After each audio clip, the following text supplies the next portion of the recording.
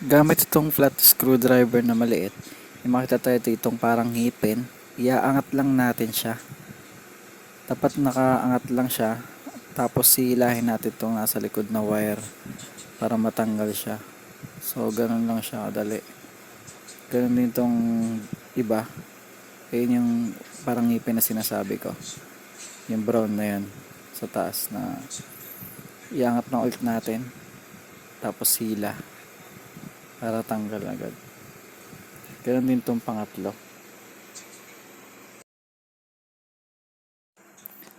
Kapag ilalagay nyo na yung bagong wire nyo, ipapasok nyo lang siya, hindi nyo na kailangan gumamit ng flat screwdriver na maliit.